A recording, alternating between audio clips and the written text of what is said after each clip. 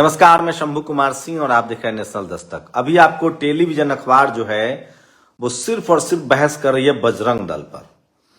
दरअसल कांग्रेस ने शायद बोल दिया है कहीं कि हम बजरंग दल को बैन करेंगे और पीएफआई को भी बैन करेंगे। खैर, यही कांग्रेस है जिसने घर घर महाभारत पहुंचाया, घर घर रामायण पहुंचाया और अब उसको लग रहा है कर्नाटक चुनाव में कहां राहुल गांधी ने सोशल जस्टिस की बात शुरू की थी, जाति जनगणना की बात शुरू की थी, लेकिन फिर वो आ गए हैं हनुमान मंदिर और इन सब पर। कोई बात नहीं है, मैं कुछ बातें और करना चाहता हूं। आपकी जानकारी के लिए बता दूं कि बजरंग दल की जो स्थापना है वो कटियार साहब ने किया था, जो बीजेपी के नेता हैं। आज कटियार साहब कहां हैं आप सबको पता है। उससे भी बड़ी बात बता रहा हूं कि कल्याण सिंह इस देश में अगर बीजेपी को कोई सींचने वाला है तो वो कल्याण सिंह जो ओबीसी के नेता थे। और बीजेपी अपने सवाब पर पहुंची तो नरेंद्र मोदी की वजह से, जो खुद को ओबीसी क्लेम करते हैं, आप माने या ना माने। लेकिन सवाल है कि ओबीसी के लिए क्या किया जा रहा है, ओबीसी के बच्चों के लिए क्या किया जा रहा है। राजस्थान हाईकोर्ट के एलडीसी कलर की भर्ती में आपने देखा, जनरल कैटेगरी का जो कट ऑफ है वो एससी एसटी से ऊपर है, ओबीसी से ऊपर है, नीचे है। सबसे ज्यादा 230 ओबीसी का है, 202 एससी का है और 190 के आसपास अनरिजर्व है।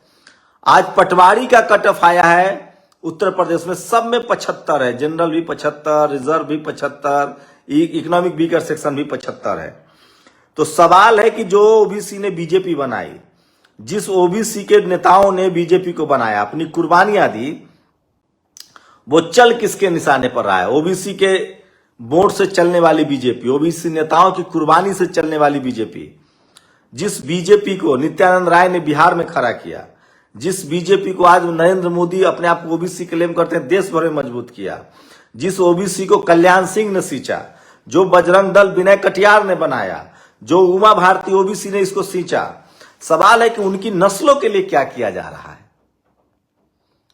कांग्रेस तो जानबूझकर धर्म की राजनीति करेगी, क्योंकि इस देश में जब मंडल कमीशन लागू हुआ तो बीजेपी कमंडल लेके घूम रही थी और उससे पहले बीजेपी के कमंडल की पूरी तैयारी जो है मंडल कमीशन के खिलाफ राजीव गांधी ने की थी और रामायण और महाभारत उन्हीं के कार्यकाल में घर घर तक पहुंचा और उसके बाद बीजेपी ने उसकी राजनीति शुरू की। तो अब सवाल है कि अब आगे क्या होगा। एक दिलीप मंडल की मैं कहानी बता, जो आज उन्होंने लिखा है, बहुजन समाज के लिए क्या जरूरी है। न उसके लिए सोचिए, बीजेपी जाति जनगणना की मांग कर रही थी जब मनमोहन सिंह सरकार में थे, गोपीनाथ मुंडे साहब ओबीसी के नेता थे, और यहां तक कि बीजेपी के ही बिहार से जो मुखिया से लेकर संसद तक पहुंचे थे वो भी मांग कर रहे थे और जाति जनगणना हुई। लेकिन उसके बाद ओबीसी के लोगों की भागीदारी लगातार घट रही है। दिलीप मंडल लिखते हैं कि अमेरिका में ओबीसी के लोग नहीं हैं, 90% वहां अनरिजर्व कैटेगरी के लोग हैं और जो जातिवाद बना कर रहे हैं, और वहां जो 5% 10% जो एससी एसटी के लोग पहुंचे हैं वो जातिवाद के खिलाफ लड़ रहे हैं। सोचिए, सुप्रीम कोर्ट में एक गिरोह है वकीलों का, जो इससे पहले कांग्रेस के राज में ओबीसी नेताओं को फंसाता था, दलित नेताओं को फंसाता था, चाहे वो मुलायम सिंह यादव हो, अखिलेश यादव हो, लालू यादव हो, तेजस्वी यादव हो, चाहे हेमंत सोरेन हो, शिबू सोरेन हो। और वही लोग, आज किरण रिजिजू ने एक बड़ी बात कही है, बहुजन समाज को समझना पड़ेगा कि उनके हक अधिकार की बात कौन कर रहा है। हमें पार्टी से मतलब नहीं है, सवाल है कि एससी एसटी ओबीसी की बात कौन कर रहा है। आज देश के कानून मंत्री किरण रिजिजू ने कहा कि इस देश में अंग्रेजी जानने वाले लोग जो हैं वो सबसे ज्यादा फी लेते हैं और सुप्रीम कोर्ट पर उन्होंने कब्जा कर रखा है। वो कानून नहीं जानते, वो अंग्रेजी जानते हैं, इसलिए पैसा ले रहे हैं। इसलिए सभी भाषाओं में सुप्रीम कोर्ट में सुनवाई हो, यह किरण रिजिजू का बयान था। उसके बाद इस पर दिलीप मंडल ने अपनी राय दी कि यही है खान मार्केट गिरोह, जो एक एक हियरिंग के 25-25 लाख रुपए लेता है और वो उसके दोस्त हैं, कोई सीबीआई में दोस्त हैं, ईडी में दोस्त हैं, वही रेड मरवाता है बहुजन नेताओं पर और वही सुनवाई का नाटक करता है और केस को लंबा खींचता है ताकि पैसा आता रहे। और उसके बाद वो राज्यसभा भी चला जाता है। ये हर पार्टी में देखिएगा, सपा में भी हुआ, बसपा में भी हुआ, आरजेडी में भी हुआ, जेडीयू में भी हुआ, जेएमएम में भी हुआ ये लोग। लेकिन तमिलनाडु में नहीं हो रहा है। तमिलनाडु में स्टालिन जो है वो SC ST OBC को ही भेज रहे हैं राज्यसभा। तो ये जो खान मार्केट गिरोह है वकीलों का, ये पूरे सिस्टम को कब्जा करके रखता है। आज दिलीप मंडल ने कहा कि एक बाइसेक्सुअल को जो एक ऐसे लोग आदमी को जज बनाना है, इसीलिए ये समलैंगिक वाला खेल खेला जा रहा है। दिलीप मंडल ने सुझाव दिया कि ये संसद में कानून बने। कानून तो संसद में बनेगा, सुप्रीम कोर्ट में का तो काम है कानून को लागू करवाना। वही दूसरी बड़ी खबर है, मैं फिर कह रहा हूं, NAGC नेशनल जुडिशियल कमीशन, अगर कोई मोदी जी भी लाते हैं इसको, अगर कोलेजियम सिस्टम हटाते हैं, नेशनल जुडिशियल कमीशन आता है, तो हम लोग लाइफ टाइम ये काम जो भी पार्टी करेगी उसको वोट देंगे। जो भी पार्टी जनगणना कराएगी उसको हम वोट देंगे। जो भी पार्टी SC ST OBC के रिजर्वेशन को 69% से ऊपर ले जाएगी, हम उसको वोट देंगे। हमें अपने संवैधानिक अधिकार हमको कौन दे रहा है उसको देखना चाहिए। ये कांग्रेस, बीजेपी, ये जो लोग धर्म के नाम पर राजनीति कर रहे हैं, इससे किसी का भला नहीं होने वाला है। इससे सिर्फ और सिर्फ बहुजन समाज की हकमारी हो रही है। और आपके बच्चों को सोचिए, OBC, SC ST के लोग, आज हनुमान जयंती, ये देखिए भूपेश बघेल ने ट्वीट किया है, नीम का पत्ता कड़वा है, भूपेश बघेल सबसे बड़ा नारा लगा। ये भूपेश बघेल ने इस ट्वीट को कहा है कि देखिए हमारे बच्चों को क्या बनाया जा रहा है। तो SC ST OBC के लोगों से आज ये बात कैंपेन चला रहे हैं लोग कि तमाम नेता अपने बच्चे को बजरंग दल में शामिल करेंगे। तमाम बिजनेसमैन के बच्चे बजरंग दल में हैं, टीचर, प्रोफेसर, डॉक्टर, इंजीनियर के बच्चे बजरंग दल में हैं। बजरंग दल बेरोजगारों की एक फौज है, जिसमें सबसे ज्यादा OBC है, SC है, ST है। और बजरंग दल बनाया OBC ने, लेकिन आपके बच्चों को नौकरियां नहीं मिल रही है। आपके बच्चों की, इस देश में धर्म की राजनीति की शुरुआत कांग्रेस ने की। राम मंदिर, रामायण महाभारत घर घर पहुंचाया, राम मंदिर के ताले खोले, उसको बीजेपी ने मुद्दे को हाईजैक किया।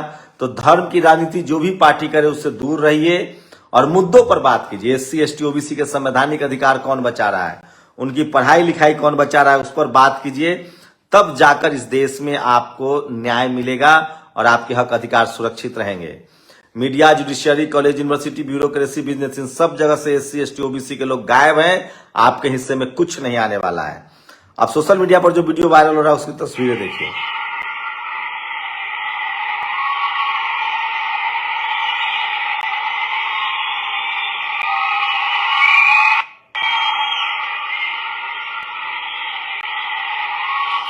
तो ये भी वीडियो सोशल मीडिया पर बहुत वायरल हो रहा था कि किस तरह से प्रधानमंत्री ने किस तरह से भगवान गणेश की मूर्ति को आके थोड़ा साइड कीजिए। ये भी सोशल मीडिया पर लोग वायरल है। नाम शहादत अली, काम यूपी पुलिस में नौकरी, कारनामा विद्यालय जाने वाली बच्चियों से छेड़छाड़, परिणाम रंगे हाथ पकड़ा, केस दर्ज हुआ। ये सुरेश चौहान के ने लिखा है। लोग पूछ रहे हैं कि जो महिला खिलाड़ी धरने पर बैठी है उनका क्या होगा। और सोचिए, एक 40 करोड़ रुपए कैश मिले, ये देखिए। और जिस आदमी के पास निकले हैं उसके किसी भी नेता के तहत तस्वीर न हो, ऐसी कोई तस्वीर नहीं है, ये देखिए। तो हम लोग बार बार कह रहे हैं कि जो भी कॉलेजियम सिस्टम हटाएगा बहुजन समाज के लेकर वो बहुत शानदार काम होगा। और इस देश में सारे बहुजन समाज के खिलाफ जो फैसले आते हैं वो हाईकोर्ट, सुप्रीम कोर्ट से आते हैं। यहां तक कि आपके जजों को भी जेल में बंद कर दिया जाता है, जस्टिस कर्नल। आपका आरक्षण खत्म हो रहा है क्योंकि सुप्रीम कोर्ट, जज कोर्ट से उसके खिलाफ फैसले आते हैं। जिन राज्यों में 27% रिजर्वेशन नहीं, वहां जैसी सरकार कोशिश करती है कोर्ट में रोक लग जाता है। कोर्ट में कौन जाता है उसको पहचान लीजिए। तो इस देश में जब कॉलेजियम सिस्टम खत्म हो जाए और हर जात, आज कुछ लोग आपको कहेंगे कि नहीं कॉलेजियम सिस्टम खत्म होगा तो सरकार अपने जज भर देगी। ठीक है, मान लीजिए भर देगी, तो क्या यह सरकार हमेशा रहेगी? इसकी कौन गारंटी लेगा? मायावती की सरकार कैसे गिरी? सुप्रीम कोर्ट की वजह से। मूर्तियों को लेकर किस तरह से याचिका दायर की गई, सरकारें गिरवाई गई। लालू यादव को चुनाव किसने हरवाया? सुप्रीम कोर्ट, हाई कोर्ट और चुनाव आयोग ने, तब ईमानदार हो गए थे लोग। शिबू सोरेन को कौन केट जाला? तो बहुजन समाज के खिलाफ सबसे ज्यादा जो फैसले आते हैं वो हाई कोर्ट और सुप्रीम कोर्ट से आते हैं, और इसीलिए क्योंकि वहां कोलिजियम सिस्टम है, वहां जुडिशियल सिस्टम नहीं है, वहां एग्जाम नहीं होता हाई कोर्ट सुप्रीम कोर्ट में। तो जब तक हाई कोर्ट सुप्रीम कोर्ट में बहुजन समाज के जज नहीं होंगे, डाइवर्सिटी नहीं होगी, तब तक आपको न्याय नहीं मिलेगा। ईवीएम भी बैन नहीं होगा। सोचिए सुप्रीम कोर्ट के जज कहते कि ईवीएम बैन करो, बैन हो जाएगा। तो तोते की जान जो है ना वो हाई कोर्ट और सुप्रीम कोर्ट में है। सारे जगह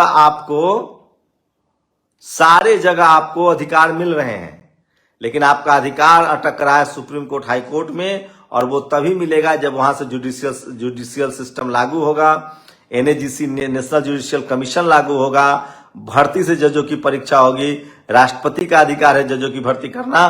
कोलिजियम सिस्टम जब तक खत्म नहीं होता है, जब तक कोलिजियम सिस्टम खत्म नहीं होगा तब तक बहुजन समाज को न्याय नहीं मिलेगा, क्योंकि आपका रिप्रेजेंटेशन राजनीति में तो है, संसद में है, विधानसभा में है, लेकिन एससी एसटी ओबीसी के नौकरियों के नहीं। सोचिए फाइनली हम जब भी किसी मामला होता है तो हम कहां जाते हैं? कोर्ट जाते हैं। आरक्षण को लेकर अंतिम फैसला कोर्ट से आता है, संवैधानिक अधिकारों का फैसला कोर्ट से आता है, और एससी एसटी ओबीसी के लोग न तो जज हैं न वकील हैं, और इसलिए आपका मसला लटक रहा है। इसलिए बहुजन समाज को धर्म की राजनीति से कुछ नहीं मिलना है। सोचिए हम ओबीसी ने तो बजरंग दल बना के भी देख लिया, बजरंग दल चला के भी देख लिया, कुछ मिल रहा है क्या? इसलिए भागीदारी की लड़ाई लड़नी पड़ेगी आपको media, judiciary, college university, bureaucracy और बिजनेस में। स्पोर्ट्स और खेल में पॉलिटिकल भागीदारी हमारी हो चुकी है। आप लोग अपनी प्रतिक्रिया जरूर दीजिए। शुक्रिया। नेशनल दस्तक की आपसे गुजारिश है कि अगर इसको बचाना चाहते हैं तो नेशनल दस्तक को सब्सक्राइब करने के लिए रेड कलर के सब्सक्राइब बटन को दबाएं, फिर बेल आइकन की घंटी दबाएं। नेशनल दस्तक को बचाने के लिए बहुत जरूरी है कि हर खबर को शेयर करें, लाइक करें, कमेंट जरूर करें।